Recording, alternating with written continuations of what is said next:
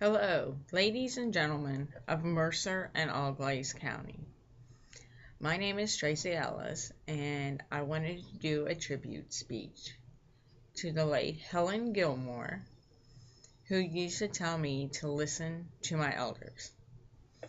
I'm first going to share a story with you about the very land you're standing on, and about the lady named Helen Gilmore.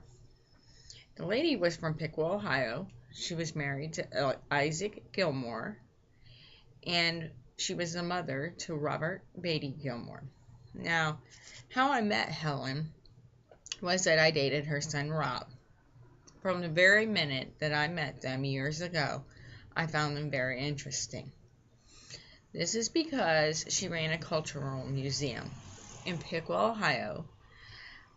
Um, they maintained the Rossville area and the cemetery that went with it, which was a burial site for literally hundreds of American slaves.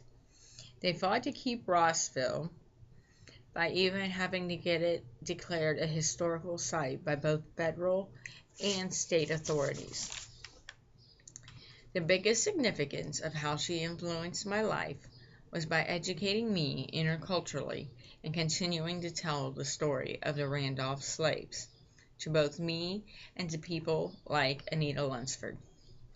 In 2007, Anita Lunsford had completed all of her verifications on this book that has now been published, called The Conspiracy of the Randolph Slaves. She had made trips to different states, countless letters, and the proof that she needed to verify the stories that had been told to us by Helen Gilmore. A brief overview of the Randolph slaves. I'll try to give you the long and the short of it. Was that John Randolph was a slave owner from Roanoke. His practices were a little less than what they considered even ethical in that day and age.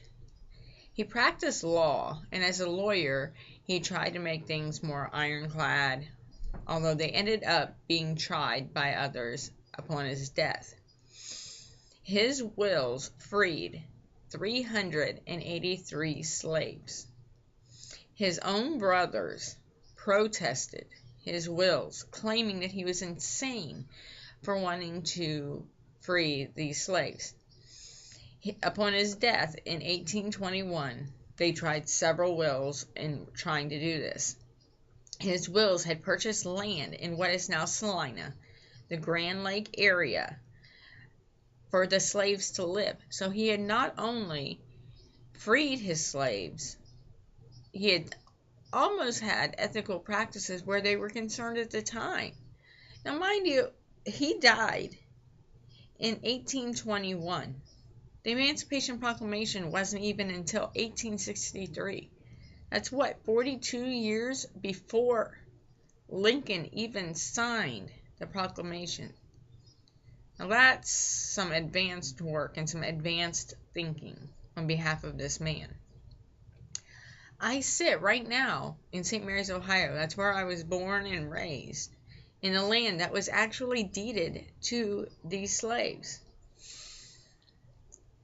As one can expect, these slaves came to this area in a time where land was being claimed, not deeded, and what people were being run out. The slaves were not allowed to complete their settlement here, even though they had a deed to the land. The land was actually, the lake had just been dug at the time, still had parts of it being dug and formed, because Grand Lake was a man-made lake, and part of that land where the lake sits was what was deeded to them. So they went ahead before it was even finished. They flooded the lake, and this Randolph settlement had something to do with that back in the day. The slaves obviously lost the fight to the land, and they ended up going down toward Rossville. That's where the museum sits now, in the cemetery, and that was one of the three that they had settled in. But you can read more about most of that in Anita Lunsford's book, the descendants of the Randolph slaves, which one of them was Helen Gilmore, invited me yearly to attend a reunion that they named Randolph Freedom Days. Now, this is the slave descendants, thousands of them being invited, hundreds showing up each year, invited a white girl from St. Mary's, Ohio, to the reunion. We sang, retold stories, prayed, discussed the book and how the story was getting retold and being told currently. Several years ago, the reunions ended as Helen passed, and the tradition died with her. Her husband was unable to carry it on, and nearly 2 months ago, Isaac passed as well. So this is my tribute to Helen and to Isaac, that I will continue to tell their story and to share the book from Anita Lunsford, and to use it and to share the same influences and the education that Helen shared with me to spread the word and the intercultural understanding by making this an actual YouTube video when I'm done. And hoping and praying that by sharing it, that Robert Gilmore, their son, will continue to do his mother's work and to keep the Rossville Museum open and to listen to his elders by doing so.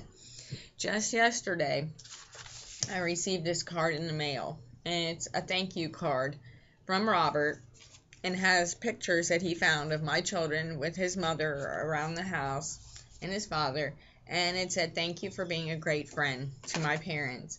And some of these pictures just about bring tears to my eyes, and they're pictures of my children with the late Helen Gilmore.